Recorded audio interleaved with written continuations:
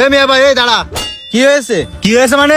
আমি যে 5টা বছর বিদেশ করেছি, এই 5টা বছরের কমসে হোক তোর কাছে 40 লাখ টাকা পাঠাইছি। সেই 40 লাখ টাকা দিয়ে তুই হাওয়া খেয়ে বেড়াইছিস, ফটি পাঠান করে বেড়াইছিস। আজকে ওই টাকা দিয়ে নিজের জন্য বাড়ি করতেছিস, তাই না? নিজের বেলায় 16 আনা আর আমার বেলায় 4 আনা না?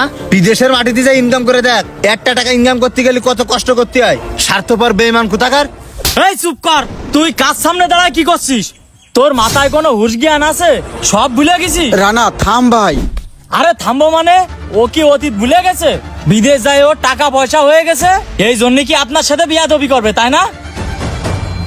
এই তুই যে 7বার বেঈমান বললি না, এই 7বার বেঈমান তোর জন্য কি করেছে মনে করে দেখ। এত পরিমাণ ঘাস হয়েছে, আলামিনী দাঁড়া দাঁড়ায় কি করতেছে? ওই ড্রেন দিয়ে কিন্তু পানি বের হয়, ওই ড্রেনটা ভালো করে বাইন্ধে দিস। আচ্ছা দিচ্ছি। পানি বেরোবে মানে ড্রেনে কত নাকি? ভালো করে বেঁধে দিচ্ছি। তুই ওইদিকে মেশিং এর খেয়াল রাখিস, মেশিন যেন বন্ধ না হয়। আমি ড্রেন বেঁধে ঠিক দিচ্ছি। আছে ঠিক আছে, তুই বাড়ি যা, মেলা রোদ পড়তেছে। আমি স্যালো মেশিনটা বন্ধ করে তারপরে আসতেছি। আচ্ছা ঠিক আছে, যা তালি। তুই যত তাড়াতাড়ি পারিস বাড়ি আয়, বাড়ি এসে খাই নে। ভাই মেয়েটা ভালো ঘরের মেয়ে, আপনার সাথে মানাবে। তাছাড়া আপনারও তো বয়স কম হয়নি, বিয়ে শাদী তো করা লাগবে ভাই।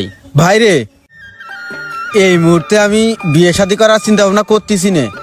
ছোট ভাইরে নিয়ে মেলা স্বপ্ন, ওর একটা কর্ম ধরায় না দিয়ে আমি কি করে বিয়ে করি ক? ভাই আপনার মতো লোক আমি আর দেখিনি, ছোট ভাইয়ের কথা চিন্তা করতে করতে নিজের বয়সটাই পার করে দিল। ভাই রে, মা বাপ দুনিয়াতে চলে যাওয়ার পরে ওই ছোট ভাইরে নিয়েই আমার যত স্বপ্ন।